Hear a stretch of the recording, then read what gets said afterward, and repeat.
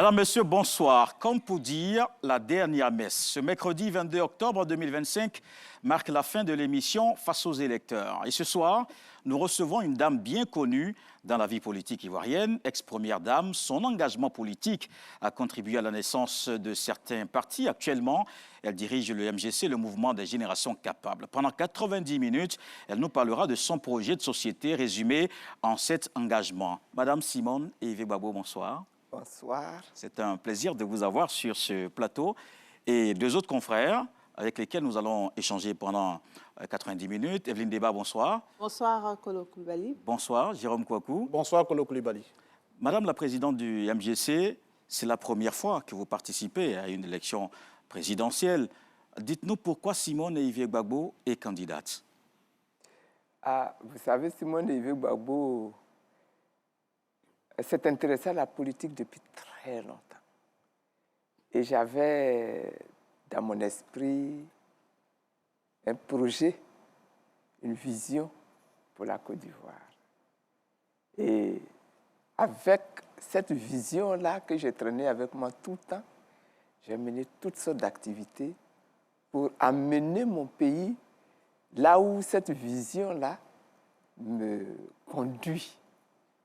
Et je considère que beaucoup de travail a été fait, beaucoup d'échantillons ont été réalisés, mais la vision n'est pas encore entièrement accomplie. Et il faut continuer de travailler. Il faut créer cette Côte d'Ivoire-là. C'est cela qui m'amène. Et justement, vous venez dans cette arène politique et surtout dans cette compétition électorale avec des propositions que vous résumez en 7 engagements. La réconciliation est au cœur justement de ce projet que vous proposez. Vous entendez justement mettre l'accent sur la réconciliation alors que dans le quotidien, on le remarque tous, les Ivoiriens se parlent, ils vivent ensemble. Est-ce que finalement le problème, ce n'est pas au niveau de vous, les hommes et femmes politiques? Vous croyez ça? Vous allez dans la campagne, vous verrez qu'il y a encore beaucoup de problèmes. Le pays a connu la guerre. Notre pays a connu la guerre. Des Ivoiriens ont versé le sang d'autres Ivoiriens. Et c'est un problème qui est très grave. Quand ce genre de problème se pose dans une communauté, il faut s'asseoir, il faut traiter le problème. Il faut ramener la concorde dans la société, dans l'équipe. Et c'est pour ça que je fais de ce point-là, de la réconciliation, mon premier pilier, n'est-ce pas, dans le programme que je déploie. Il y en a d'autres. Il y a la transformation qui est le deuxième pilier. On aura l'occasion d'en parler. Je suis sûr qu'on en parlera, comme vous dites. Et puis, la souveraineté, qui est le troisième pilier. Mais la réconciliation est quelque chose d'extrêmement important. Dans ce pays-là où nous habitons, nous avons un État, nous avons un territoire qui a été dessiné par le colon. Et lorsque le colon est arrivé, vous aviez plusieurs peuples qui habitaient sur ce territoire. Vous aviez les Sénoufos au nord, vous aviez des Malinqués, vous aviez des Akans au centre et au sud, vous avez des Krous au centre-ouest et à l'ouest, vous avez d'autres Akans encore, des Agnis à l'est, et plus au nord, vous aviez des Koulango, etc. Donc, beaucoup de peuples. On dit une soixantaine d'ethnies. Il faut faire de cette soixantaine d'ethnies-là un peuple uni, un peuple soudé. La crise qui est venue a divisé ce peuple. Il faut refaire cela. Il faut ressouder ce peuple. Pendant cette crise-là, il y a eu des morts. Les morts, il faut également leur rendre hommage pour que les âmes reposent en paix. Pendant cette crise-là, il y a eu beaucoup d'attaques qui ont provoqué beaucoup de chagrin, beaucoup de tristesse. Il y a eu beaucoup de biens qui ont été détruits. Il y a eu des hommes et des femmes qui ont perdu les terres, qui ont perdu leurs champs, qui ont perdu leur emploi. Et tout cela là est à régler. C'est à régler. Il faut obtenir le pardon. Que ceux qui ont encore du chagrin dans le cœur, que ceux qui ont encore de la tristesse dans le cœur, que ceux qui ont encore du ressentiment dans le cœur, qu'ils puissent accepter de pardonner. Que ceux qui ont commis des actions inacceptables acceptent de demander pardon. Et que lorsqu'ils ont demandé pardon, ceux qui ont subi, qui ont été victimes, acceptent leur pardon et pardonnent effectivement. Et puis, tous ces biens qui ont été perdus, lorsqu'on les récupère, il faut les restituer à leurs propriétaires. Ceux qui ont perdu leur emploi, qui ont perdu leurs ressources, ceux-là, il faut les dédommager. Il faut que l'État agisse pour les dédommager. Vous voyez, quand je dis réconciliation, je dis tout cela. Evelyne? Simone Yves Babo, bonsoir. Quand vous parlez de réconciliation, c'est votre premier engagement, on l'a vu, mais on sait que votre propre camp politique est divisé. On a le FPI, le PPACI, ensuite le MGC.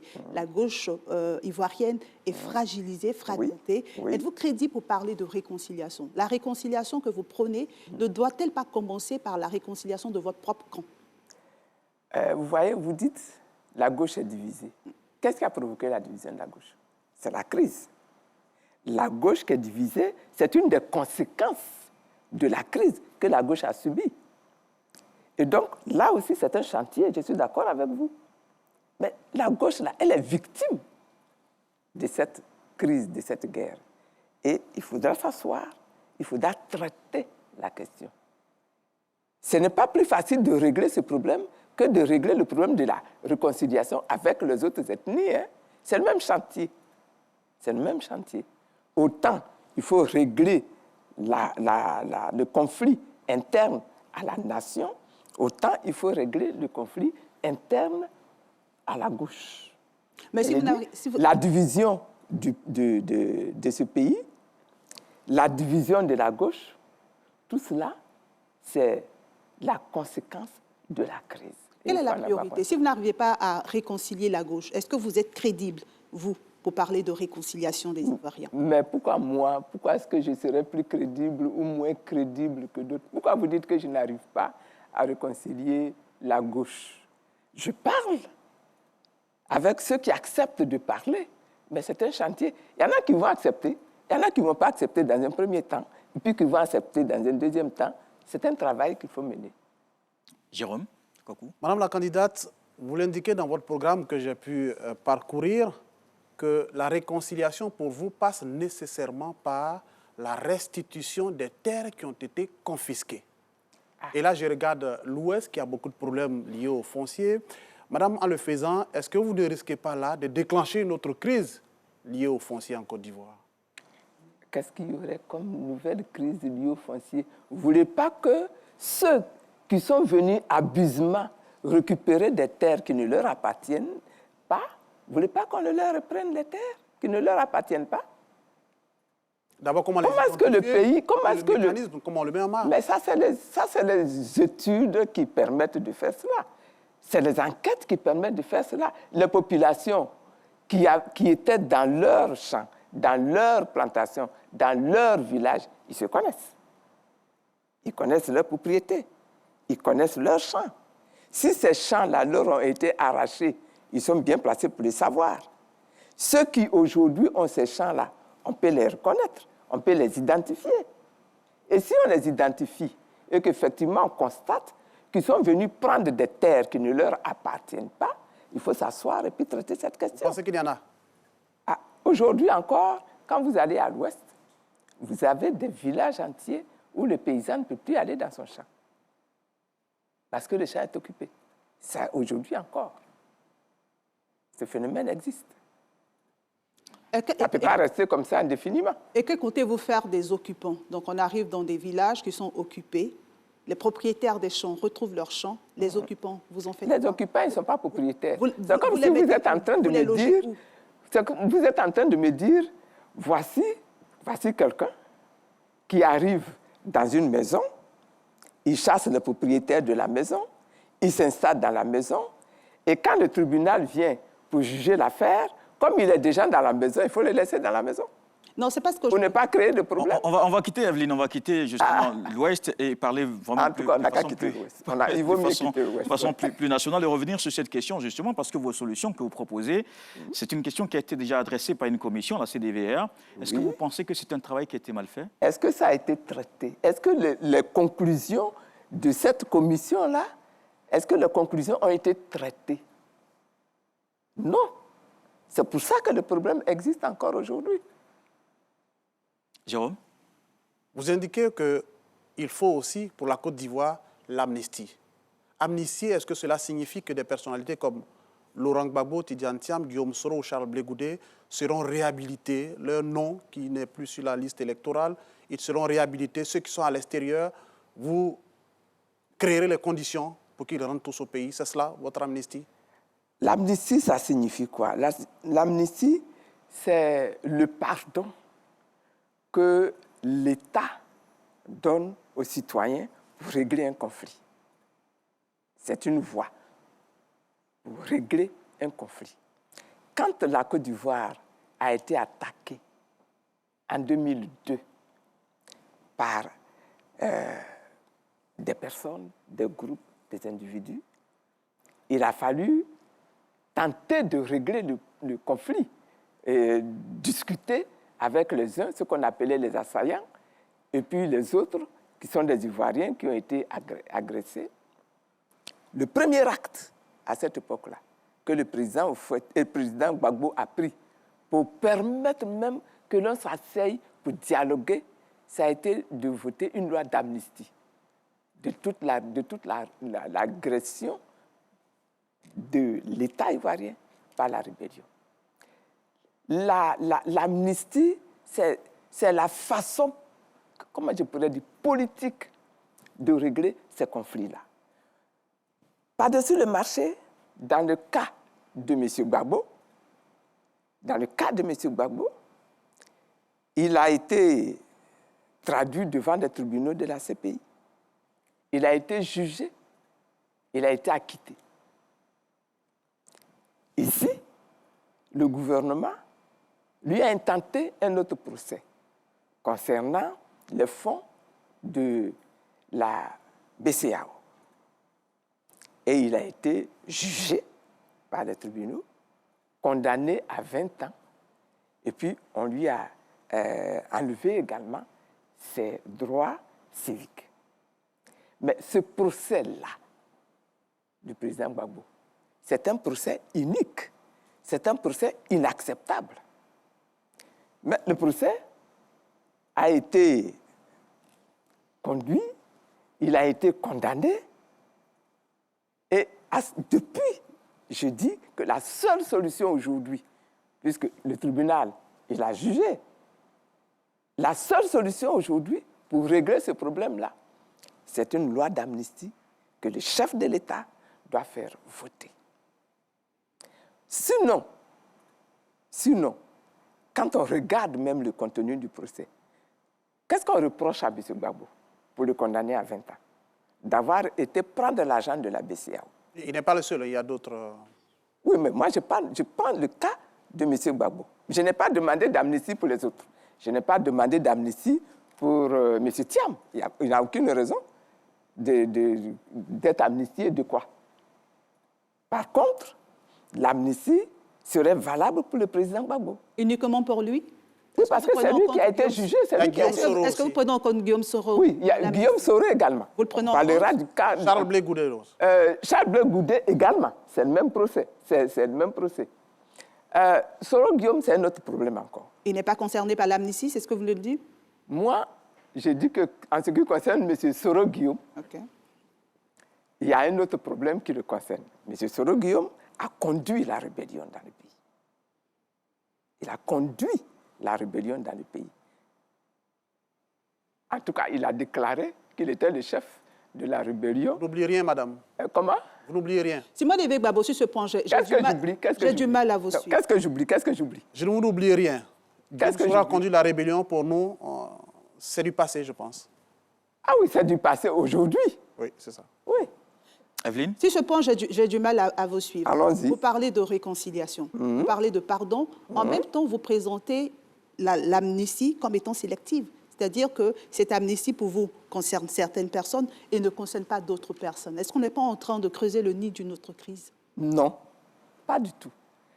Je parle du dossier de M. Laurent Gbagbo. J'ai dit, dans son cas, il faut, si on veut obtenir la réconciliation, prendre une loi d'amnistie le concernant. C'est son cas que j'étais en train de traiter. Je n'étais pas en train de traiter le cas des autres. Maintenant, vous me dites, et M. Blé Goudé. M. Blé Goudé, j'ai dit, c'est pareil, lui aussi. Il devrait bénéficier d'une loi d'amnistie. Vous me dites, M. Soro Guillaume. On est obligé de prendre cas par cas. M. Soro Guillaume, il a conduit la rébellion en Côte d'Ivoire. Si on a eu des morts, si on a eu du sang versé en Côte d'Ivoire, M. Soro Guillaume en est responsable. Il ne mérite pas votre pardon? Madame la Ah Présidente. si, c'est pour ça que je dis qu'il faut s'asseoir. Que celui qui a commis une faute, qu'il demande pardon. Madame la candidate, sur ça, on vous a compris. Celui qui est victime, qu'il accepte de pardonner. Voilà ce que j'ai dit. Hein. Madame la candidate, maintenant, finalement, ça pose peut-être le problème de la forme, de comment la réconciliation va se faire si vous êtes élu. Est-ce que ce sera, parce que vous avez dit, je vous emprunte vraiment le mot, réunifier les âmes, c'est votre objectif, parlant de la réconciliation. Est-ce que ça va prendre la forme d'audience foraine, de forum de réconciliation, de tribunal Gachacha, comme on a vu au Rwanda en 2001, après la crise de 1994 ? Qu'est-ce que ça va prendre comme forme pour arriver à cette réconciliation, cette réunification des âmes? Je pense qu'il faudra passer par plusieurs processus. Le cas du Rwanda est un très bon exemple qui a permis d'organiser des discussions, même dans les villages, entre ceux qui se sont sentis victimes et ceux qui ont porté des actes, n'est-ce pas, répréhensibles, avec le concours même des chefs traditionnels, avec le concours même du droit coutumier traditionnel pour régler les problèmes. Je pense qu'ici, il sera intéressant de mener des discussions avec les différentes ethnies que constitue la Côte d'Ivoire, pour qu'ensemble, on passe un pacte de non-agression définitive entre les différents peuples que constitue la Côte d'Ivoire. Nous allons maintenant passer à la deuxième partie, la transformation. Et dans cette deuxième partie, nous allons parler de transformation socio-économique, en commençant justement par le secteur éducation-formation. Vous estimez que c'est vraiment l'un des piliers du développement de la Côte d'Ivoire. Quelle est la place justement dans votre projet de société et comment vous allez décliner l'éducation et la formation pour que ce soit effectivement un pilier de développement? Vous voyez, l'éducation permet de former l'homme, depuis son jeune âge jusqu'à son âge où il intègre, où il s'insère dans la société. Il faut lui apporter la connaissance, il faut lui apporter la formation, il faut lui changer sa mentalité, il faut lui inculquer les valeurs, il faut lui apporter la science.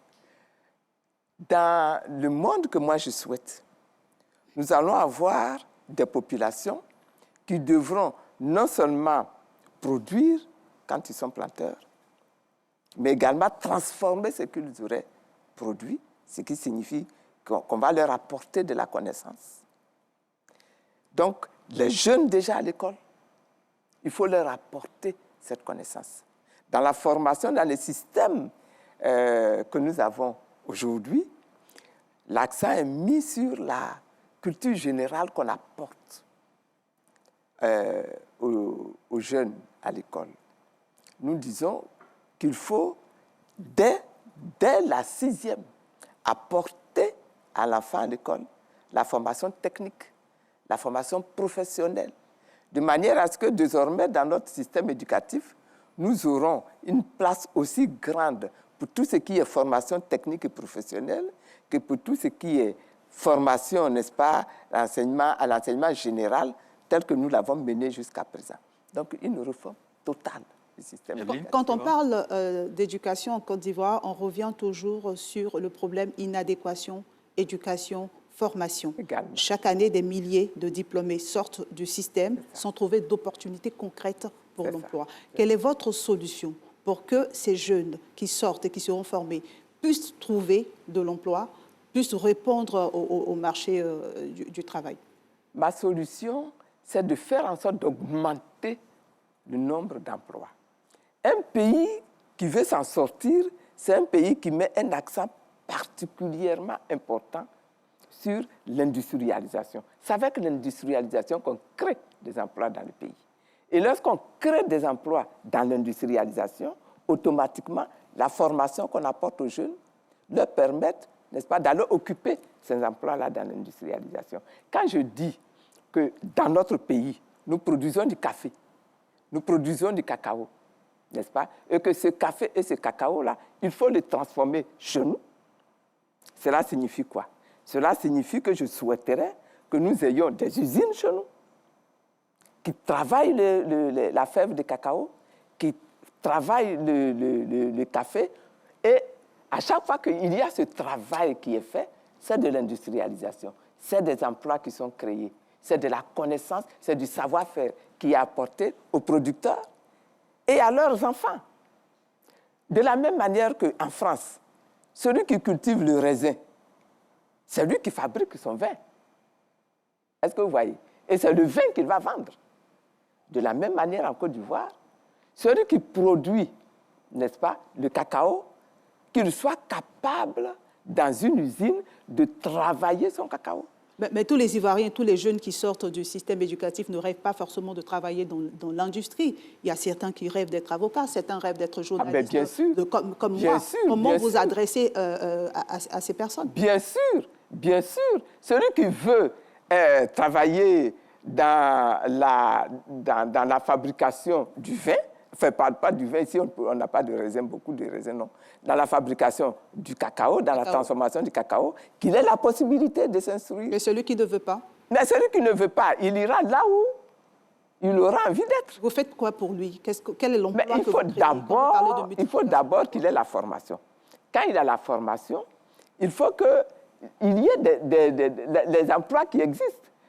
S'il veut être avocat, par exemple, s'il veut être avocat, ben, il ira se former dans un cabinet pour devenir avocat après avoir fait ses études de droit. Donc, il faut même qu'il y ait une école où il puisse s'initier dans le droit. Une fois que c'est fait, il va aller... le métier d'avocat, c'est un métier que l'on choisit avec tous les risques que cela occasionne. Donc, s'il décide d'être avocat, il se forme. S'il est avocat, il crée son cabinet, il se cherche des clients et puis il fait son travail. Jérôme Kouakou. Madame la candidate, dans votre programme, vous indiquez clairement qu'avec vous, le service civique sera obligatoire dès la classe de 6e, mais en même temps, vous le dites aussi, en 6e, il aura la formation pratique dans la faisabilité, comment ça fonctionne. Je n'ai pas dit que le service civique se fera dès la 6e, je n'ai pas dit ça. Vous dites que ce sera obligatoire? Le service civique sera obligatoire, je n'ai pas dit à partir de la 6e. Alors, madame. Le service civique, c'est un moment dans la vie du jeune, n'est-ce pas, où le jeune vient se mettre à la disposition de sa région, de son État, pour faire des travaux qui sont des travaux d'intérêt public. Et donc, ce n'est pas en 6e. Et là, c'est à quel niveau? Ça peut être au niveau de la terminale, ça peut même au niveau universitaire. Ça s'organise, ça. Ça s'organise, et une fois que ça s'est organisé, ça se fait à ce moment-là. Mais l'objectif ici, c'est que le jeune puisse se mettre à la disposition de sa communauté, de sa région, de son État, pour faire des travaux qui sont des travaux d'intérêt public. Ça va consister peut-être à aller construire une école, ça va consister peut-être à aller à entretenir une route, ça va consister peut-être à aller créer un centre de santé, ça va consister peut-être à aller prendre soin des personnes qui sont des personnes âgées, etc. Donc, il y a toutes sortes de... Ça va durer combien de temps, ça? Le service civique, là, oui. Ça va durer un temps de la vie de l'étudiant. 2 ans, 3 ans, que l'étudiant donne à son État. Il va donc allier, Madame, C'est différent. il va allier formation et Allez-y. en même temps le service civique.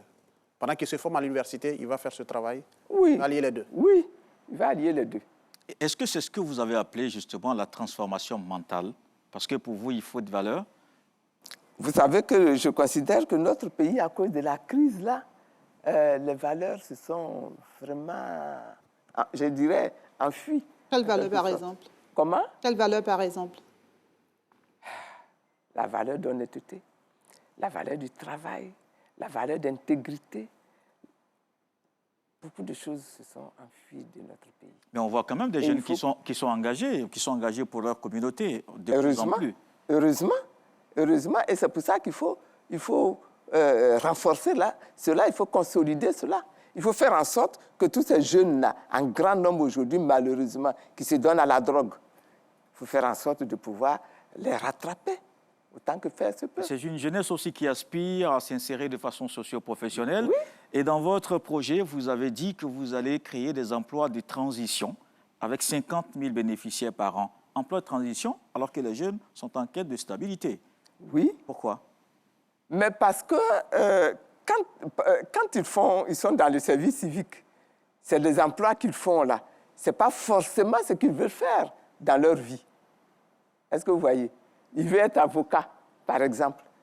Mais lorsqu'on fait le service civique, ce n'est pas l'emploi d'avocat qu'on le forme, c'est à une activité sociale, une activité, n'est-ce pas, d'aménagement peut-être qu'on va l'utiliser. Voilà.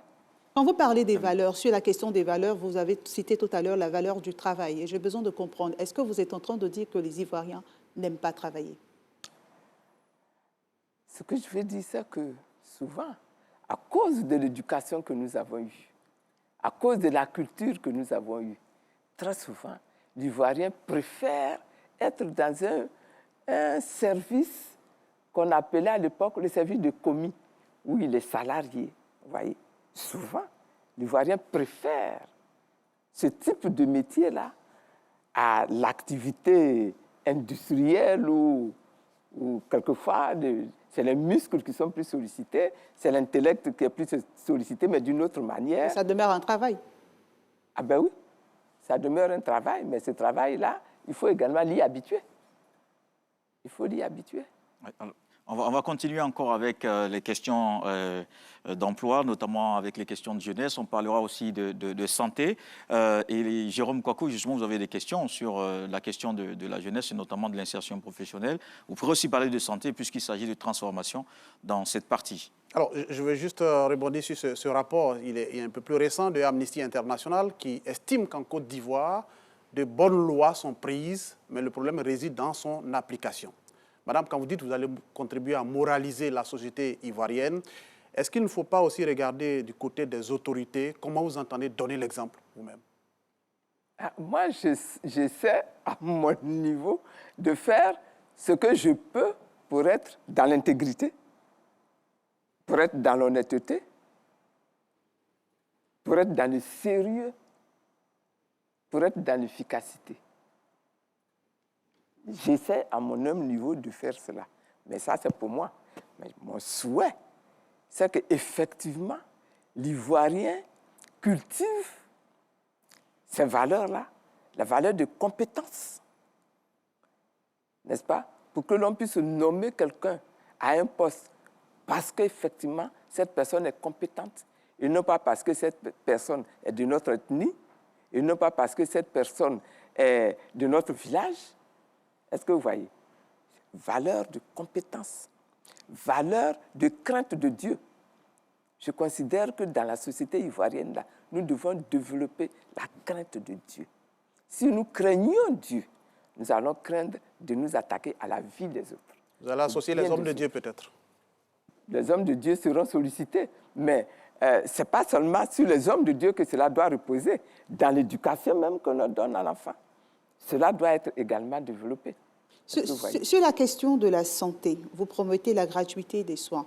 Vous parlez de 100 nouveaux centres de santé. Vous parlez de formation de 5 000 agents de santé par an. avec seulement 70 milliards de francs CFA par an. Vous parlerez du budget certainement. Mais quand on regarde du côté des propositions de votre adversaire, notamment le RHDP, lui, il parle de recruter 44 000 infirmiers, 2 000 sages-femmes, près de 3 000 médecins. Quand on compare avec vos propositions, n'êtes-vous pas en deçà des besoins réels du pays? Les besoins sont énormes. Les besoins sont énormes. Mais moi, je préfère y aller dans la sagesse. Si l'État réussit à mobiliser suffisamment d'argent pour former plus, il faudra le faire. Mais ce n'est pas la peine d'annoncer des chiffres grandiloquents que finalement, après, on ne va pas respecter. Ne faut-il pas en faire une priorité? Une priorité de quoi? Malheureusement, dans ce pays, comme dans nos pays d'Afrique, tout est prioritaire. L'école est prioritaire, mais la santé également est prioritaire. La formation est prioritaire. La recherche est prioritaire. Vous voyez? La bonne industrialisation du pays est prioritaire parce que tout cela s'emboîte. Tout cela est lié. Nous disons par exemple que dans le domaine de la santé, il va être important de créer l'AMU.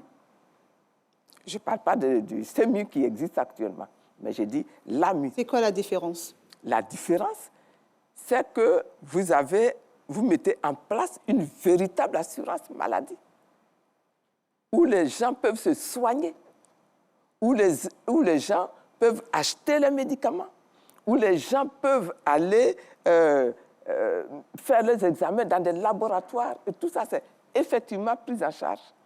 Et où tout le corps social est pris en considération avec plusieurs caisses. Une caisse pour les planteurs, une caisse pour les commerçants, une caisse pour les fonctionnaires, etc.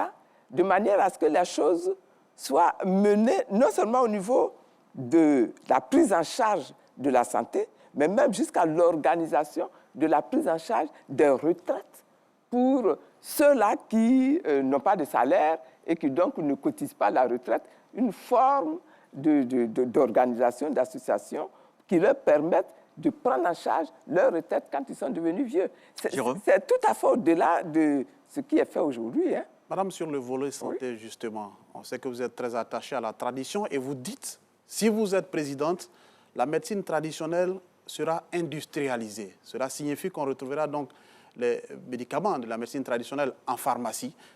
Est-ce que, comme c'est le cas d'ailleurs au Ghana, est-ce qu'en le faisant ainsi, vous ne craignez pas d'avoir, par exemple, sur vos dos, les grosses firmes pharmaceutiques? Cher ami, si on veut avoir peur de cela, là, on ne bougera pas, on ne fera jamais rien. On se laissera toujours assujettir par les gros requins qui vont tout avaler, et ils sont prêts à tout avaler. Hein. Mais on doit se battre pour également faire notre petit chemin là-dedans. La pharmacopée traditionnelle, elle est très riche. Et les Occidentaux même viennent chez nous pour prendre nos plantes, pour aller faire leurs médicaments qui viennent nous revendre. Pourquoi est-ce que nous n'en ferons pas autant? Simone Eveille-Babo, vous êtes une femme, vous connaissez les difficultés des femmes en Côte d'Ivoire, difficultés accès à l'éducation, difficultés dans la politique. Vous êtes une femme en politique et vous êtes bien placée pour le savoir. On s'attendait à une place beaucoup plus importante accordée à l'épanouissement de la femme, à la protection de la femme dans votre programme. Cela me semble ferme. Quelles sont vos solutions pour que la femme ivoirienne en Côte d'Ivoire soit protégée, soit épanouie, puisse être éduquée et réaliser ses rêves?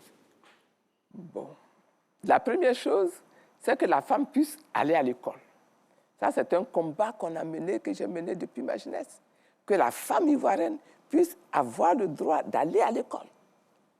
Aujourd'hui, on peut dire que ce combat-là, il n'est pas mon unique combat, il n'est pas un combat de moi seul, mais qu'aujourd'hui, en Côte d'Ivoire, quand même, les femmes qui vont à l'école, elles sont de plus en plus nombreuses. Donc, c'est le premier combat.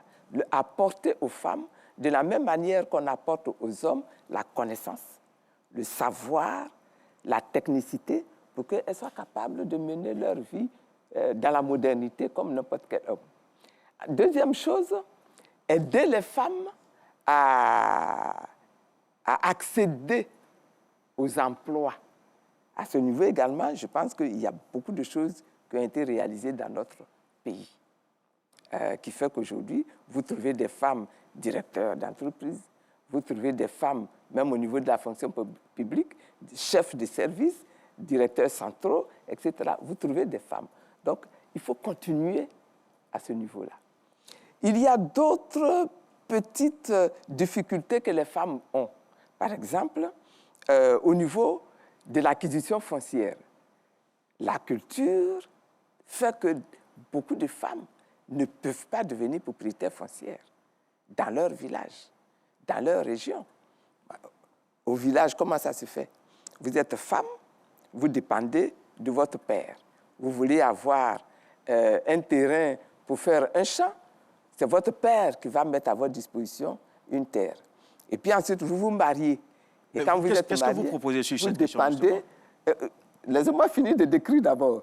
Vous êtes marié, vous dépendez de votre mari. C'est lui qui va mettre de la terre à votre disposition. S'il meurt, vous allez dépendre de votre fils. Si vous avez eu la chance d'avoir un fils, vous dépendez de votre fils. Et c'est lui qui va mettre de la terre à votre disposition. Vous n'avez pas le droit. Et vous ça, proposez... il faut discuter avec les populations. Qu'est-ce que vous allez faire pour amener les populations à évoluer à ce niveau-là. Juste une discussion avec les populations? Ah ben, il faut. On va rester justement sur la condition de la femme. On va rester sur les conditions de la femme et vous annoncer de bonnes nouvelles pour elles. Les femmes enceintes, gratuité des soins de première nécessité, prise en charge des enfants de 0 à 5 ans. C'est bien, c'est une belle proposition, mais la crainte peut-être, c'est la faisabilité d'une telle solution et surtout sur la question du financement d'une telle action. Oui. Comment vous allez réussir à mobiliser les fonds? C'est toujours un problème, le financement. De tous les programmes, le financement est un problème. Mais une chose est de montrer, de vouloir faire la chose, de prendre ça comme objectif. Une autre chose, c'est de le réaliser automatiquement. Est-ce que vous voyez? Mais il faut déjà inscrire cela. C'est pour ça que je dis, pour tout ce qui concerne les problèmes de santé, il y a l'assurance maladie qui permet, au niveau des fonds, d'avoir des fonds de l'État, d'avoir les cotisations des intéressés, des individus, et de créer donc ces caisses-là qui permettent de prendre en charge et d'assurer la construction des établissements, la formation du personnel soignant, et puis également la prise en charge des frais d'accouchement, frais de laboratoire, etc. Sur la condition de la femme, vous avez bien décrit la condition. Seulement, ce que je n'arrive pas à comprendre, vous dites on va discuter parce que c'est culturel. Est-ce que discuter, c'est suffisant? Je vais ajouter une seconde question sur toujours la condition de la femme, notamment ce qui concerne l'impunité. On assiste à une recrudescence de féminicides en Côte d'Ivoire. Les femmes sont victimes de violences basées sur le genre. Elles sont victimes de viols. Qu'est-ce que vous comptez faire pour les protéger, surtout pour mettre fin à l'impunité? À l'impunité. Bon, mettre fin à l'impunité, c'est mettre en œuvre, n'est-ce pas, tout ce qui est prévu déjà par la loi, comme sanction. Ce problème de féminicide, là, c'est un problème qui est un peu difficile à régler.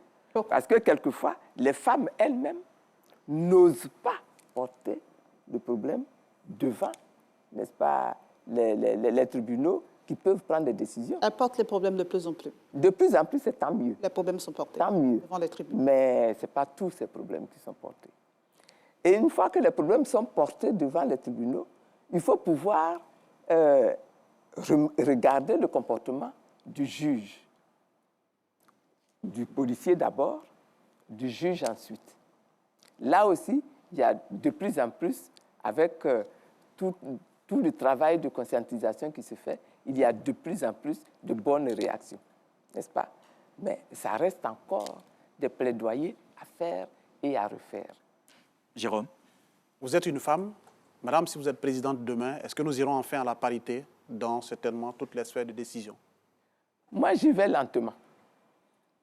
Je ne suis pas contre le fait d'aller à la parité. J'y vais lentement. Je considère que la première étape qu'on avait souhaitée, c'était d'aller à 30%. Aujourd'hui, je prends moi-même dans mon parti. Au niveau du Front populaire ivoirien, on a été le premier à parler de 30% de femmes dans les instances qui dirigent le parti. Mais même ça, on ne l'a pas encore acquis. Et au niveau du MGC? On ne l'a pas encore acquis. Pourquoi? Premièrement, bon, il y a la question culturelle des hommes qui n'ont pas encore compris qu'ils peuvent céder de la place aux femmes. Et donc, à ce niveau, comme je dis, toujours, c'est le plaidoyer, la sensibilisation. C'est comme ça que les choses vont changer. Deuxièmement, les femmes elles-mêmes. Les femmes elles-mêmes, au niveau de leur conscience, au niveau de leur savoir-faire, n'ont pas encore complètement acquis, obtenu, n'est-ce pas, dans leur esprit, dans leur mental et quelquefois dans leur pratique, le savoir-faire suffisant pour accéder au poste de responsabilité. Pour le moment, les 30% sont mis en œuvre. D'ailleurs, la Commission électorale indépendante a sorti un communiqué pour les législatives à venir en imposant sur les listes le quota de 30%. Mais vous allez aller, puisque vous ne voulez pas la parité tout de suite, mais vous allez commencer par combien de pourcents déjà? 30%, c'est acquis. Oh, 30%, c'est acquis. À l'Assemblée, vous avez 30%? À l'Assemblée nationale, vous avez 30% des femmes? Vous voyez que une chose, c'est de décider par la loi. Une autre chose, c'est de rendre la chose pratique. Et comment vous allez faire justement? Quelles sont vos solutions? On a besoin de vos solutions. Je dis toujours, je vous dis et je vous le répète, il faut faire du plaidoyer. Jusqu'à quand, madame? Mais jusqu'à ce que ça change. Mais vous êtes une femme politique. Oui. Vous êtes une femme politique, vous avez atteint un certain niveau en politique.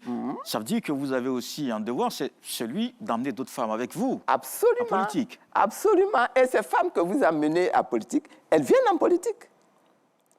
Les femmes, vous prenez dans le MG, et en Côte d'Ivoire, heureusement, faire de la politique, c'est quelque chose qui plaît aux femmes. Est-ce que vous voyez? Une chose, c'est d'aimer faire la politique.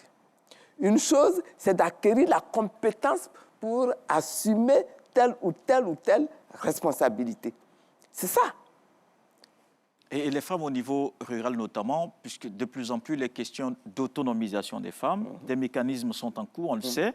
Qu'est-ce que la candidate du MGC propose à ce niveau pour que les femmes soient autonomes, surtout financièrement? Pour accéder à l'autonomie des femmes, il faut d'abord les encadrer, parce que les femmes sont déjà très actives, très entreprenantes, très ingénieuses. Il faut leur apporter juste un petit quelque chose. Ce n'est pas tout de suite forcément financier d'ailleurs. Quelquefois, c'est de l'encadrement technique. Quelquefois, c'est de l'accompagnement juridique. Il faut leur apporter tout cela pour les aider à grandir. Au niveau de la communauté elle-même, il y a d'autres choses qu'il faut apporter aux femmes. C'est l'organisation du marché pour que leur activité soit protégée, pour que leur activité soit gérée, pour les aider à administrer cette activité-là. Et à ce moment-là, l'apport financier vient pour les aider à faire l'investissement. Mais tant que ça, ce n'est pas fait, tant que toutes ces mesures-là ne sont pas prises en compte, la femme, vous allez lui donner de l'argent, elle ne s'en sortira pas forcément. Vous pensez à l'alphabétisation? Également, absolument, également, l'alphabétisation. Pour les femmes comme pour les hommes aussi d'ailleurs, hein, ça ne concerne pas que les femmes. Evelyne? Est-ce qu'on peut aller sur le point de la souveraineté? Non, pas encore pour le pas moment. Encore. Oui. Alors, je voudrais juste demander aujourd'hui, le gouvernement qui est en place dit que les Ivoiriens sont aujourd'hui à moins de 5 km d'un centre de santé. Est-ce que vous ferez mieux si vous êtes aux affaires? Et vous croyez vraiment ça? Que les Ivoiriens sont à moins de 5 km? C'est le gouvernement qui le dit. Oui, mais ça, c'est le gouvernement qui le dit. Mais vous qui êtes citoyen dans ce gouvernement, dans ce pays-là, vous pensez vraiment que ça, c'est déjà réglé? Quelle est votre opinion? Moi, je pense que non. Quelles sont vos solutions, madame? Je dis que non. Et je dis qu'il faut le faire. Il faut le construire. Et c'est de cela que je parlais quand je parlais de l'assurance maladie universelle, qui permet justement de faire face au financement des infrastructures, à l'amélioration des plateaux techniques. Parce que je peux avoir un centre de santé à 5 km de chez moi, et puis le centre de santé, là, il n'y a rien dedans. Moi, j'ai vécu la situation. En 95, c'était en 95, et je ne crois pas que la situation ait tellement évolué. En 95, j'ai fait un accident grave sur la route entre Divo et Tiasalé. Le professeur Ouenzin se trouvait là sur la route par hasard. Et c'est lui qui est venu à notre secours. J'étais avec mon époux. On a fait un accident tonneau très grave. Il nous a ramassés, il nous a mis dans sa voiture. Il nous a conduits à Tiasalé, à l'hôpital de Tiasalé. Il n'y avait rien dans l'hôpital de Tiasalé pour nous prendre en charge. Et ça, c'était en 95. C'était en 96. Nous sommes en 96. Et vous croyez qu'en 2025, là, la situation a tellement changé? Vous êtes sur le terrain, vous pouvez nous dire, madame, vous avez parcouru la Côte d'Ivoire en campagne électorale. Moi, ce que je regarde, qu'est-ce que vous pensez? Ce que je regarde, c'est qu'en ce moment-ci, vous avez vous-même entendu parler d'une décision qui avait été signée, un contrat qui avait été passé entre la Côte d'Ivoire et la France pour que des gens aillent se soigner en France quand ils sont malades. C'est pourquoi on vous demande si le plateau technique existait ici, on n'aurait pas eu besoin. Que propose l'amélioration des plateaux techniques. Nous avons du personnel très bien formé dans nos hôpitaux. Nous avons des médecins très bien formés. Mais les plateaux techniques ne sont pas suffisamment, des niveaux suffisants pour les aider même à faire du bon travail. Aujourd'hui encore, je peux vous donner l'exemple de mon propre petit-fils qu'on a dû évacuer en France parce qu'il a eu un problème avec sa colonne vertébrale. Les médecins ici qui l'ont examiné ont fait un très bon diagnostic. Et puis ils nous ont dit, madame, on ne peut rien faire. Madame, moi j'ai du mal. Vous voulez sauver l'enfant là, il faut l'évacuer en France. J'ai du mal à vous suivre parce que vous décrivez très bien les problèmes. Par contre, en termes de solutions, j'ai du mal à voir ce que vous proposez. Quand vous dites il faut améliorer les plateaux techniques, mais il faut améliorer comment? Avec quel budget? Quelle planification? On apporte quoi comme investissement technique? Je n'arrive pas à vous suivre sur ce plan. Bon, moi je ne vais pas vous donner des chiffres. Je ne suis pas dans la gestion directe, donc je ne vais pas vous donner des chiffres, c'est ce que vous attendez. Mais j'attends vos solutions concrètes. J'ai dit, la solution pour que l'hôpital soit amélioré en Côte d'Ivoire, c'est que, premièrement, il faut augmenter le nombre de centres de santé. Deuxièmement, il faut améliorer les plateaux techniques. Et troisièmement, il faut augmenter le nombre du personnel de santé. Vous avez dit tout à l'heure... Et j'ai dit, pour faire face à tout cela, comme ça va demander de l'argent, il faut organiser l'assurance maladie universelle. Mais ça, c'est du social, l'assurance maladie universelle. Donc mais c'est du social, c'est budgétivore. C'est budgétivore. Oui, puisque c'est du social. Mais forcément que ça va être budgétivore. Mais elle demande comment vous allez financer justement les plateaux techniques que vous voulez améliorer, etc. L'État a quand même un budget de santé. On est d'accord là-dessus? L'État a un budget de santé. Si toute la santé repose uniquement sur l'État, on ne s'en sortira pas. Vous allez faire appel au privé? C'est pour ça qu'il faut une contribution du citoyen lui-même. Et par l'assurance maladie, là, les citoyens cotisent. Il va cotiser beaucoup plus que maintenant. Vous voyez un petit peu les 1000 francs qu'on demande à chacun, là? Vous allez demander combien? Jérôme, vous allez demander combien? Non, Evelyne, juste la question des 1000 francs, vous allez demander combien? En tout cas, ce n'est pas 1000 francs. Ça sera combien? Ça sera plus. Ça va être un peu plus que 1000 francs. Jérôme, et ça va dépendre des capacités de chacun. Très bien. Madame, est-ce qu'avec vous... On ne va pas demander au ministre de payer 1000 francs et à la petite vendeuse d'Aloco de payer 1000 francs. Vous n'allez pas aussi, madame, faire une solidarité sélective? Mais pourquoi vous appelez ça sélectif? Oui, parce qu'on ne cotise pas le même montant. Mais on ne cotise pas le même montant, mais on met dans la même cagnotte. Donc ça organise la solidarité. Jérôme? Madame, est-ce qu'avec vous, le personnel de santé, le personnel éducatif, dernièrement, il y a eu des grèves liées aux questions de primes. Est-ce que ces personnes-là, ces travailleurs-là seront mieux payés? Est-ce qu'ils auront un meilleur traitement salarial? Moi, je souhaite que tous les travailleurs aient un meilleur traitement salarial. Maintenant, entre le meilleur traitement salarial et les capacités de l'État, il y aura toujours des discussions à avoir pour savoir un petit peu comment est-ce qu'on équilibre à chaque fois la chose. Mais vous avez suivi la question. Je suis d'accord qu'il faut, quand on regarde les besoins aujourd'hui pour vivre décemment, on comprend que les enseignants demandent qu'on améliore leur niveau salarial. Et notamment la prime. Est-ce que ça fait partie des points que vous allez adresser si vous êtes élu? Ça fait partie des questions qui vont être discutées. Et puisqu'on parle de travail, Madame, une dernière question sur la transformation, et on passera à la souveraineté tout à l'heure. Vous avez prévu un revenu temporaire pour les chômeurs. Un revenu temporaire pour les chômeurs. Parce que nous estimons que la prise en charge du chômage, c'est important. Mais ce n'est pas ça qui doit être la première action. La première action, c'est de créer de l'emploi pour que nous ayons le moins de chômeurs possible. Et c'est pour ça que nous disons que la solution, c'est de passer à l'étape de l'industrialisation. Oui. Véritable, mais une industrie qui soit entre les mains des Ivoiriens eux-mêmes d'abord.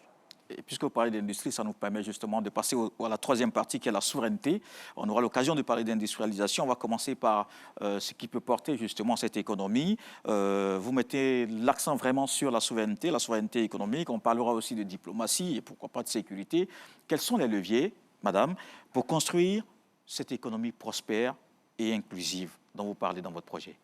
Bon, alors, vous voyez jusque-là, lorsque nous prenons l'agriculture, je commence par l'agriculture. Lorsque nous prenons l'agriculture, nous voyons que ce que nous menons comme activité dans notre pays, c'est de produire, n'est-ce pas, dans l'agriculture, de récolter et puis de vendre brut ce que nous produisons. C'est le cas pour le cacao, c'est le cas pour le café, c'est le cas pour l'EVA, c'est le cas pour l'anacarde, c'est le cas, etc. Nous disons que la meilleure solution, c'est de transformer sur place. En transformant sur place ce que nous produisons, nous avons la possibilité de créer des emplois. Nous avons la possibilité d'augmenter la richesse du producteur. Parce que le producteur, il devient lui-même usinier. Il y a donc de l'emploi. Son fils qui sort de l'école et qui a appris comment est-ce qu'on travaille dans ce secteur-là va venir aider, de sorte que le cacao ne va plus être vendu brut, mais le cacao va permettre de produire, quand on prend la fève, de produire de la poudre de cacao, de produire du beurre de cacao. Lorsqu'on prend la cabosse du cacao, de produire de l'engrais avec la cabosse de cacao, de produire du savon avec la cabosse de cacao. Lorsque l'on prend le jus là qui coule du cacao, de produire du vinaigre avec le jus de cacao, de produire même du jus, et donc de valoriser, de rentabiliser tous ces produits-là qu'on jette au champ. On jette la cabosse au champ, on jette le jus au champ, etc.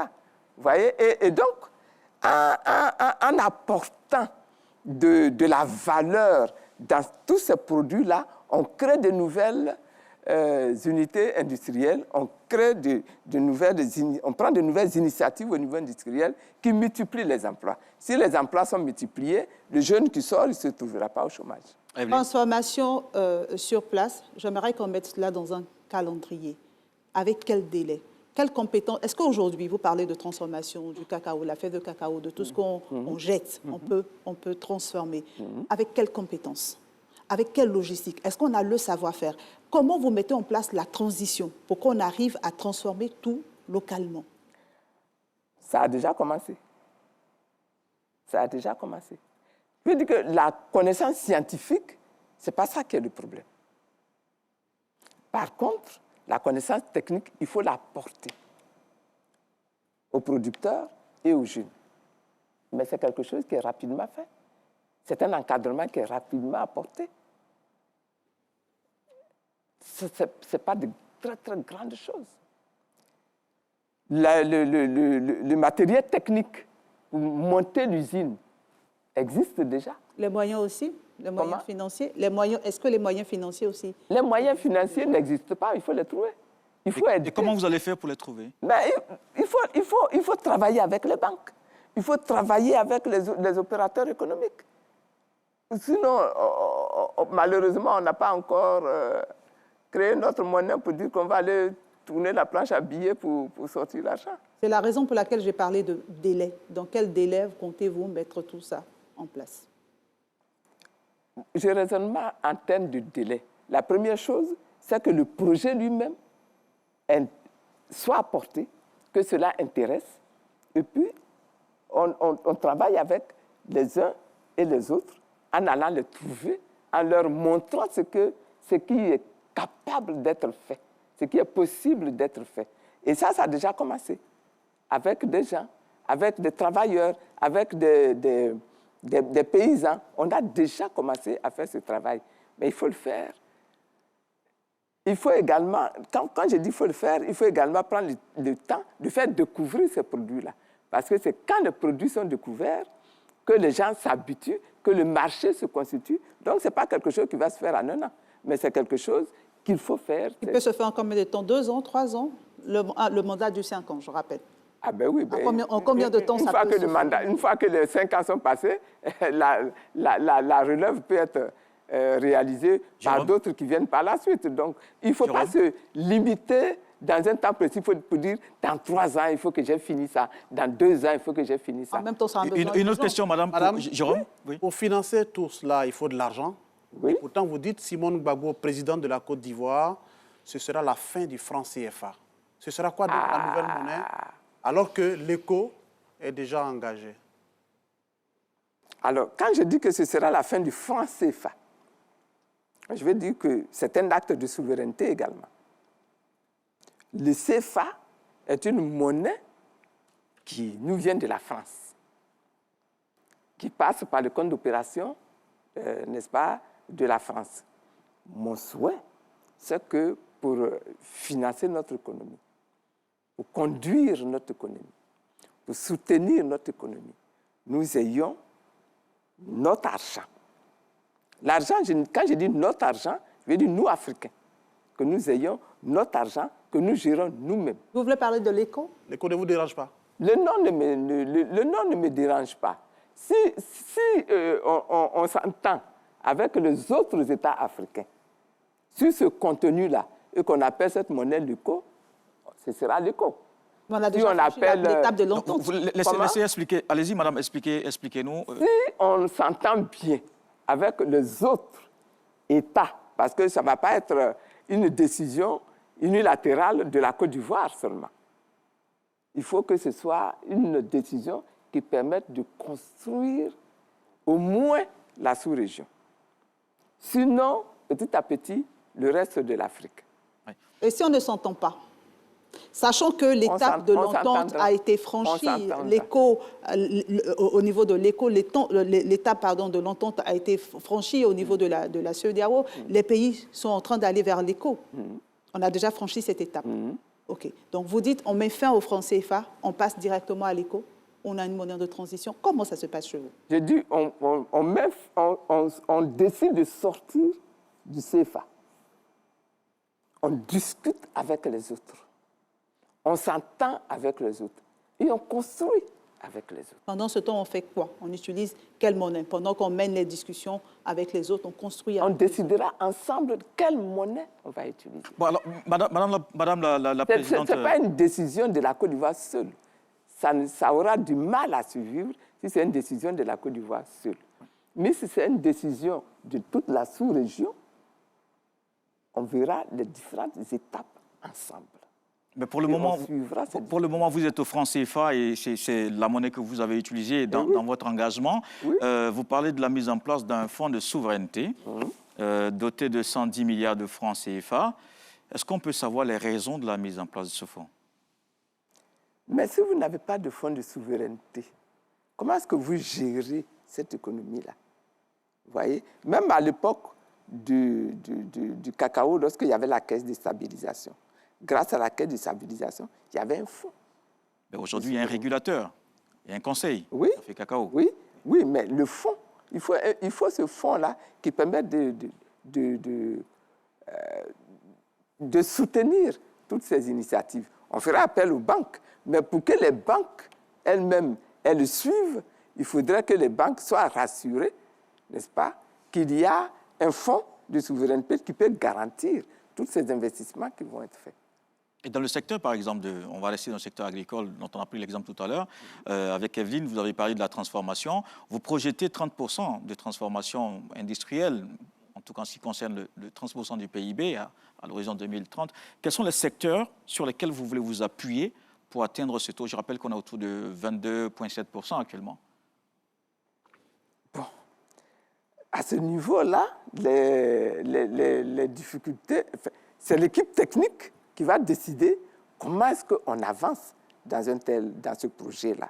Nous disons qu'il est important que nous puissions évoluer sur ce schéma-là, sur ce dossier-là, pour que nous atteignions les 30%. Les services techniques vont mener les débats à ce niveau. Jérôme?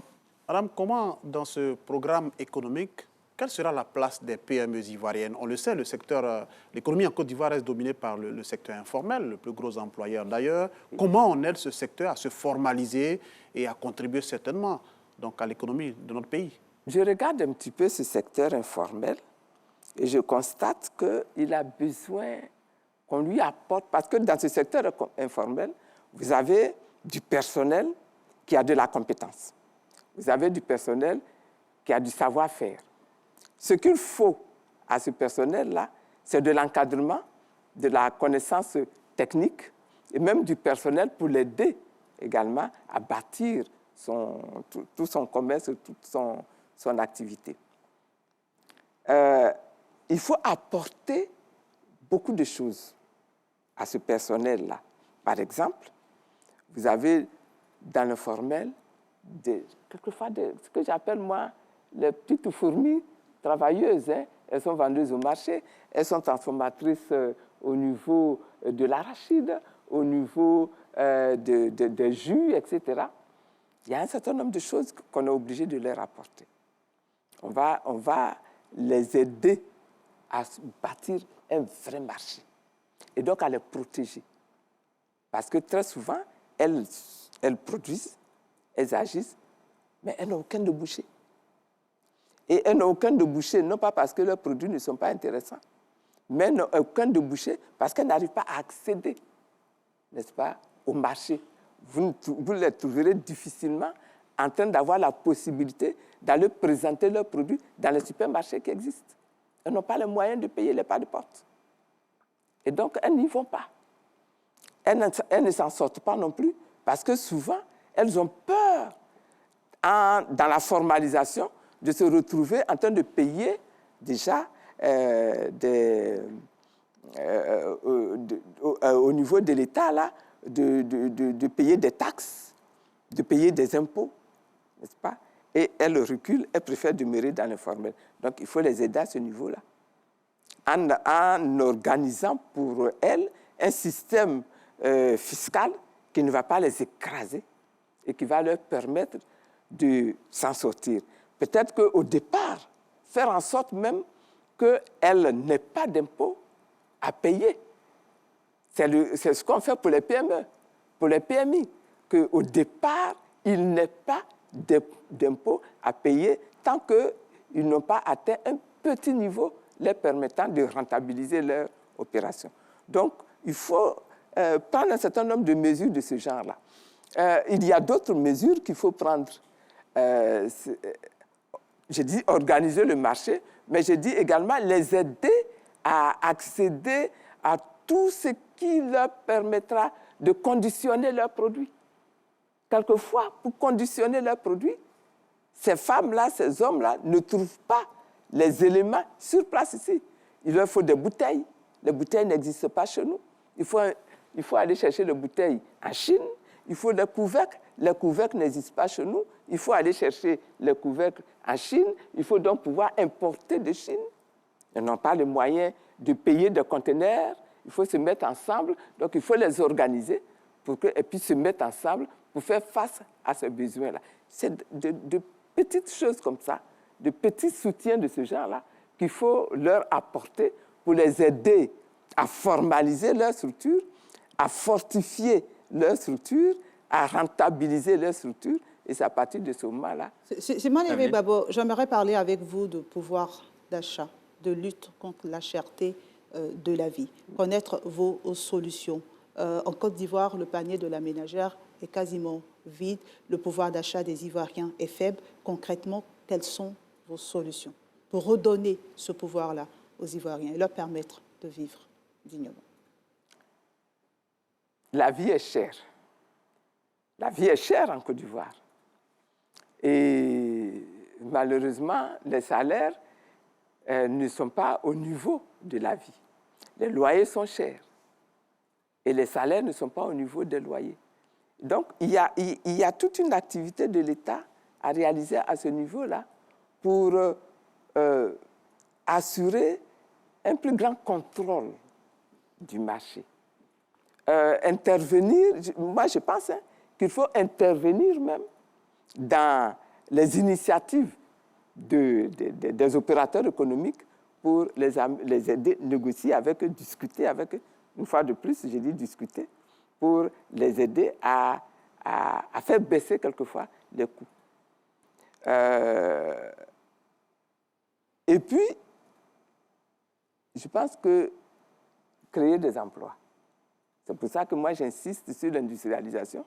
Parce que quand le pouvoir d'achat n'existe pas, il n'existe pas parce que les salaires n'existent pas, le revenu n'existe pas, on ne peut pas s'en sortir. Qu'est-ce que vous allez faire pour augmenter le revenu, revoir les salaires, faire en sorte que les salaires puissent correspondre aux besoins, à la cherté de la vie? On a fait un constat, vous l'avez dit, on a fait le constat sur la cherté de la vie. Vous dites que les salaires ne suivent pas.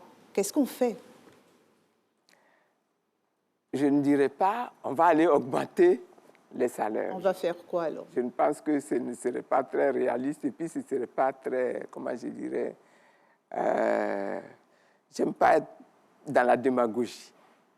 Donc, on ne va pas aller dire, on va augmenter les salaires.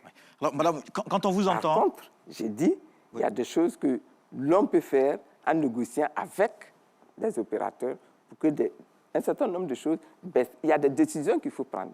Est-ce à dire que la cherté de la vie est le fait des opérateurs? Je suis un opérateur, j'investis, on investit pour faire du profit. Quand vous dites on va discuter pour faire baisser certains prix, est-ce que la cherté de la vie se limite aux opérateurs? Est-ce que vous êtes en train de les indexer pour dire c'est à cause d'eux que la vie est chère? Pas seulement à cause d'eux, mais il y a une part qui leur revient. Et sur cette part qui leur revient, il faut qu'il y ait une discussion avec Oui, l'État. et vous avez discuté avec le secteur privé? Je prends un petit peu, par exemple, pour les loyers des maisons. Bien sûr, vous allez me dire, mais ça dépend des matériaux, du coût des matériaux, du coût du ciment, du coût du sable. Je suis d'accord.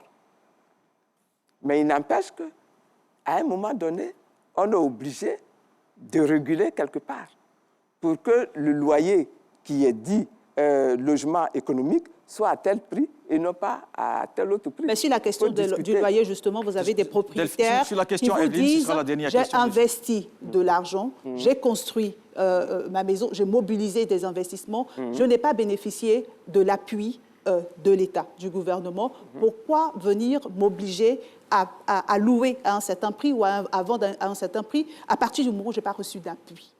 C'est pour ça que je dis qu'il faut à ce niveau-là également discuter et négocier. Parce que si vous ne discutez pas... Elle a déjà répondu à cette question. Madame la Présidente, vous avez justement discuté avec le secteur privé, avec le patronat, là, je pense il y a quelques jours. Vous avez parlé des PME, mais plus largement le secteur privé, on le sait, qui porte la croissance économique. Qu'est-ce que vous avez prévu pour ces entreprises, surtout qu'on parle aujourd'hui des champions nationaux? Ce qu'ils souhaitent justement, c'est une meilleure protection de leur activité par l'État. Parce que, comme ils le disent, hein, ils le produisent, ils investissent dans leur propre pays, il faut qu'ils puissent opérer dans leur propre pays, tranquillement. Et qu'ils puissent être assistés également quand ils essaient d'aller chercher des marchés à l'étranger pour rentabiliser leur production, leurs activités. Souvent, l'État ivoirien ne les aide pas à ce niveau-là. Il faut pouvoir les aider à ce niveau-là. Il faut pouvoir sécuriser, protéger. Et c'est pour ça qu'il parle de champions. C'est pour ça qu'il parle de champions, que nous ayons des Ivoiriens opérateurs économiques qui soient soutenus et qui deviennent des opérateurs puissants. D'autres États le font chez nous avec leurs citoyens qu'ils accompagnent chez nous et qui occupent les marchés chez nous.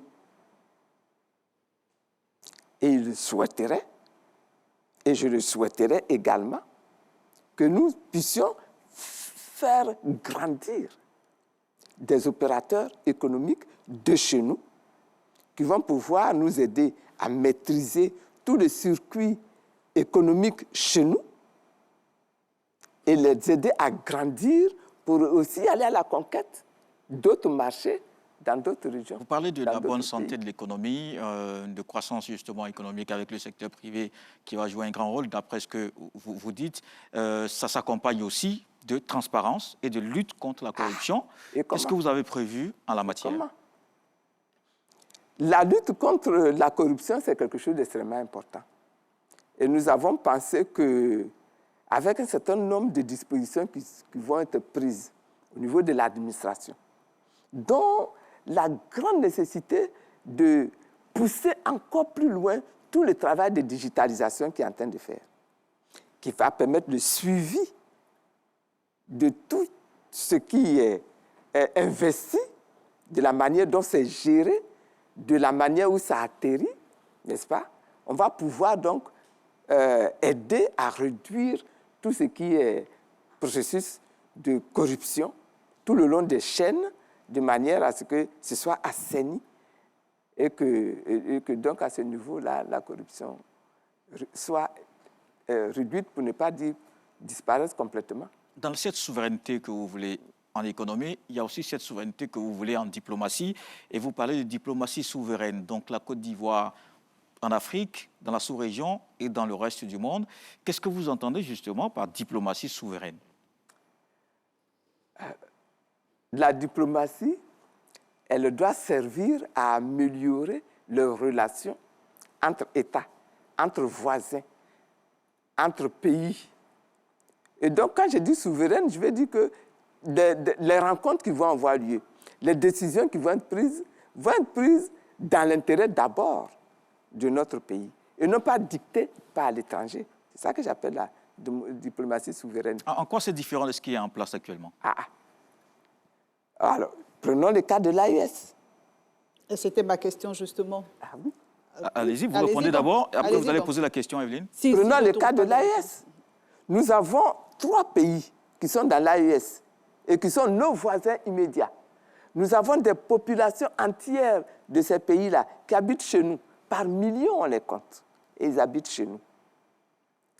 La diplomatie souveraine va nous amener à travailler avec ces pays-là, dans l'intérêt de nos États, pour régler un certain nombre de questions qui concernent nos pays, nos peuples, ensemble. Et non pas fonctionnant comme ce que nous voyons aujourd'hui. Comment? Où c'est des pays étrangers, particulièrement la France, qui se sentent en difficulté dans ces pays et qui demandent à la CEDEAO de venir mener leur combat pour eux.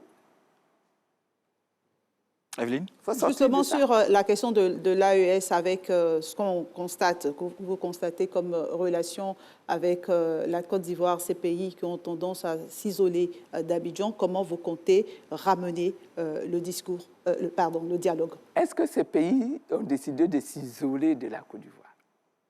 Moi, je ne crois pas. Dites-nous. Je ne crois pas que ces pays-là, le Burkina, le Mali, le Niger, aient décidé de s'isoler de la Côte d'Ivoire. Je ne crois pas du tout. Par contre, ce que je crois qu'il va être juste de faire, c'est de s'asseoir, de discuter avec ces pays, pour voir ensemble comment nous réglons le problème de la sécurité. dans nos différents pays. Comment nous liquidons le djihadisme dans nos différents pays, aussi bien ici que dans les pays de l'AES. Comment est-ce que nous assurons, n'est-ce pas, la sécurité de notre espace aérien dans ces différents pays? Comment nous réglons le problème comment on appelle ça, des déplacements de population dans ces différents pays? Moi, j'aimerais comprendre votre analyse de la situation. Pour régler, il faut peut-être poser un diagnostic. Vous dites que vous ne croyez pas que ces pays ont décidé de s'isoler de la Côte d'Ivoire. Comment vous analysez la situation? Qu'est-ce qu'ils ont décidé de faire? Ces pays-là ont décidé de gérer les problèmes de sécurité qu'ils ont dans leur pays, de gérer les problèmes de démocratie qu'ils ont dans leur pays. C'est tout. Et il faut ce travail. Jérôme? Madame, vous parlez d'intégration, c'est bien, mais en même temps, comment on peut parler d'intégration alors que vous dites, si vous êtes présidente, vous allez mieux protéger les Ivoiriens contre la fraude sur la nationalité? Comment on peut vouloir en même temps parler avec les autres, s'entendre avec les autres et créer donc cette protection? Donc vous êtes en train de dire qu'il y a de la fraude sur la nationalité ivoirienne? Non, ce n'est pas ce que j'ai dit. Qu'est-ce que vous avez dit alors? C'est ce que j'ai cru comprendre. Qu'il y a de la fraude sur la nationalité ivoirienne. Et que cette fraude-là... Votre constat? C'est pas moi qui le constate. Non, je pense, madame, vous parlez peut-être de votre politique souverainiste, de votre protectionnisme, justement, puisque vous en avez parlé. C'est ce que vous dites dans votre programme. Hein? Que vous allez mieux protéger les Ivoiriens contre la fraude sur la nationalité. C'est inscrit dans votre programme. Oui, mais quand je dis que je vais mieux protéger la Côte d'Ivoire contre la fraude sur la nationalité, pourquoi est-ce que vous visez les pays de l'AES et que vous mettez ça en relation avec l'AES? Je dis, vous parlez d'intégration. Vous dites parlez d'intégration et en même temps, l'intégration, de se protéger. Oui, se protéger, parce qu'effectivement, on fait le constat. Regardez le nombre de personnes qui sont arrêtées dans d'autres pays du monde, qui ont les papiers ivoiriens, et quelquefois, quand on fait les recherches approfondies, on se rend compte que ce ne sont pas des Ivoiriens. Mais c'est une fraude sur la nationalité ivoirienne. Mais cette fraude-là, elle est organisée peut-être à partir de la Côte d'Ivoire elle-même. Et il faut régler cela. Comment? En menant les enquêtes et en détruisant tous les circuits de fraude qu'on va découvrir. Puisque nous sommes à l'international, une dernière question sur la sécurité. On le sait, un peu partout dans le monde, c'est le terrorisme et puis les autres crimes au niveau transfrontalier. Comment vous voyez justement, vous, présidente, comment vous allez régler ou comment vous allez contribuer, vous l'avez dit dans votre programme, par le dialogue, vous l'avez dit aussi tout à l'heure, mais comment finalement, selon vous, il faut aborder cette question? La question transfrontalière, des conflits, qu'il y a dans le monde. Il faut s'asseoir et discuter avec ces pays-là. Il n'y a pas d'autre solution. Il faut appeler les Maliens, il faut appeler les Burkinabés, il faut appeler les Nigériens et il faut s'asseoir et organiser ensemble la sécurité à nos frontières. On va revenir en Côte d'Ivoire et parler de politique nationale. Certains de vos compagnons de lutte d'autres secteurs politiques ont demandé votre retrait dans la course à la présidentielle du 25 octobre. C'est un message que vous n'avez pas entendu, surtout que vous-même êtes à l'initiative de la CAPCI, cette coalition avec le PDCI-RDA, qui n'a pas de candidat à cette élection présidentielle. Mais vous n'avez pas entendu ce message. Non. Pourquoi vous continuez? Je continue et je n'entends pas ce message et je n'entendrai pas ce message. Je considère que nous sommes en train de participer à des élections. Mon point de vue, c'est qu'il faut compétir contre celui qui est là. Pendant des années, nous avons expérimenté au niveau du FPI tout au moins le boycott des élections. N'est-ce pas? Pendant des années, nous avons fait cela. En 1995, nous avons fait cela. En 2015, nous avons fait cela. En 2020, nous avons fait cela. Ça a donné quoi? Ça n'a rien donné. Lorsque vous n'allez pas des élections, celui qui est candidat, il gagne avec ses électeurs. C'est ça qu'est la loi. Et je considère qu'aujourd'hui, là, si on veut gagner des élections, Si on veut voir le régime ivoirien changer, il faut aller aux élections.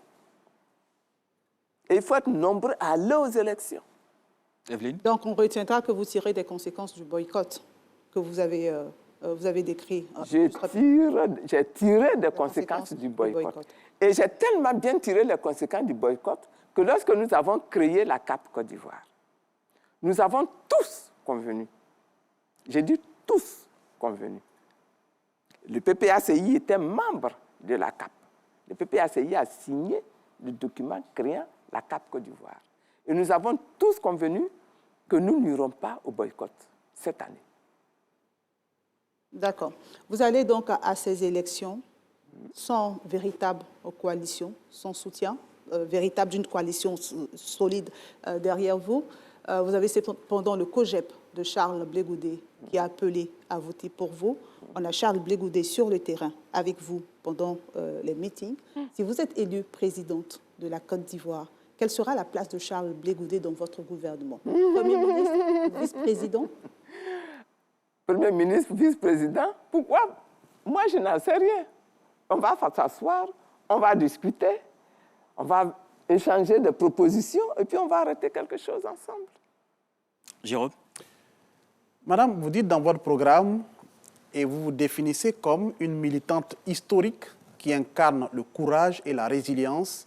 Selon vos mots, vous avez payé le prix fort pour vos convictions. Est-ce qu'après avoir vécu tous ces événements, quelquefois douloureux, aujourd'hui encore, Simone Yves Gbagbo, l'ardeur et la verve qui vous caractérisent, tout cela ne s'est pas refroidi? Vous avez le sentiment qu'il y a quelque chose qui s'est refroidi? Je pose la question. Mais vous pouvez aussi tirer les conclusions. Non, je ne crois pas. Je ne crois pas. Je pense que, comme je disais tout à l'heure, au tout début, le défi n'est pas encore complètement réalisé. Le pays n'est pas encore construit comme moi je rêve de le voir et comme avec des autres amis dans le MJC, nous rêvons de le voir. Ce n'est pas encore fait. Il y a encore du travail, il y a encore du chantier à mener. Moi, j'aimerais juste savoir sur si vous êtes élu, rupture ou continuité avec le mandat de votre ex-époux Laurent Gbagbo. Votre image, votre histoire, votre engagement politique, votre nom même, tout ça est indissociable de Laurent Gbagbo. Si vous êtes et plus largement de la gauche, parce qu'on parlait de la coalition tout à l'heure, que va devenir justement cette coalition, même s'il y a des partis de droite à l'intérieur, comment vous allez fonctionner avec ces donc je termine ma question. Donc si vous êtes élu, est-ce qu'on aura une continuité du mandat de Laurent Gbagbo, notamment en termes de rêves, de propositions, où on a une rupture totale? Le président Gbagbo est de gauche. Moi aussi, je suis de gauche. Il y a un certain nombre de choses que nous partageons qui ne sont pas encore complètement réalisées. Par exemple, quand nous disons qu'il faut décentraliser totalement le pays, ce n'est pas encore achevé. Nous avons créé les régions, nous avons créé même les conseils départementaux, mais nous rêvions également de communaliser totalement ce pays. Ce n'est pas encore fait. Nous avons aujourd'hui 202, je crois, communes dans le pays. Il est possible de créer dans ces communes près de 1200 communes. Le dossier est prêt. Le dossier avait été déjà traité au temps du président Gbagbo. Ce dossier-là, c'est sûr que nous le reprendrons pour communaliser totalement le pays. Donc, ça sera une continuité. Décentraliser le pays. À ce niveau-là, ce sera une continuité. Par exemple, nous avons parlé de l'AMU. Nous allons reprendre l'AMU là où nous l'avions laissé. Et nous allons le continuer. Jérôme, donc ça aussi, c'est la continuité. Mais tout ce que quand j'insiste sur la descente, sur l'industrialisation, à l'époque, nous n'avions pas monté ce dossier jusqu'à ce point-là. Aujourd'hui, je le propose, ça va nous permettre d'aller plus loin. Allez-y, Jérôme. Vous étiez première dame de 2000 jusqu'en 2010. Est-ce que vous vous sentez un peu comptable du bilan de la gestion de Laurent Gbagbo? On se sent toujours comptable de quelque chose auquel on a participé, première dame ou pas. Toujours. Quand je suis allé à Bouaké, pour la première fois, après ma sortie de prison, Je suis allée à Bouaké. Quand j'ai pris la parole, j'ai dit que quand vous avez dirigé un pays, que ce soit celui qui est le chef d'État ou ce soit le parti qui l'accompagne, vous êtes comptable de ce qui s'est passé. Il y a eu la guerre dans notre pays. S'il y a eu la guerre dans notre pays, au moment où nous dirigions ce pays, nous sommes donc comptables, responsables des souffrances que les Ivoiriens ont vécues dans ce pays. Je ne dis pas que c'est nous qui avons provoqué la guerre. Mais j'ai dit, la guerre a eu lieu. Quelle que soit notre responsabilité dedans, la guerre a eu lieu. Donc, nous sommes responsables. Ne serait-ce que des souffrances qu'il y a eu. Oui. Alors, donc, pour cela, j'ai demandé pardon à toute la Côte d'Ivoire. Madame, justement, puisqu'on parle du président Laurent Gbagbo, il vient d'annoncer aujourd'hui même son retrait très prochainement de la vie politique. Qu'est-ce que vous pensez de cette décision? Je préfère ne pas faire de commentaires pour le moment. Mais par contre, ce que je veux dire, s'il vous plaît, Jérôme, c'est que nous sommes en période électorale. Ce que je souhaiterais, c'est que tous ceux qui l'ont soutenu, n'est-ce pas, dans le combat qu'il est en train de mener là, aujourd'hui là, qu'il dit lui-même qu'il ne va plus s'intéresser à la vie politique, qu'ils viennent me soutenir. Ça, je le leur demande. Une minute, parce que le combat Jérôme, doit être pas vous. continué. Evelyne, une minute. Juste revenir sur votre candidature. J'ai suivi certaines de vos interviews. Vous avez dit, je n'avais pas prévu me présenter à ces élections-là. Rapidement, vous dire. Et vous partez à ces élections. J'ai envie de savoir, est-ce que c'est une candidature qui est née d'une frustration? Non. Non. Quand je dis je n'avais pas prévu, je dis quand je me suis lancé en politique, ce n'était pas pour devenir chef d'État. C'était pour obtenir avec d'autres des changements dans ce pays. Est-ce que vous voyez? Maintenant, chemin faisant, le besoin, la nécessité d'être candidate se présente. Ça peut être un atout pour accéder à la réalisation de cette vision-là. Donc, je prends ce cheval-là et je continue. C'est ça que j'ai voulu dire. Jérôme, maintenant, pour la dernière question. Madame, à l'entame, vous avez dit que vous avez eu, et tout le monde le remarque, une longue carrière politique. Simone Gbagbo, c'est un nom qui résonne et qui fait écho.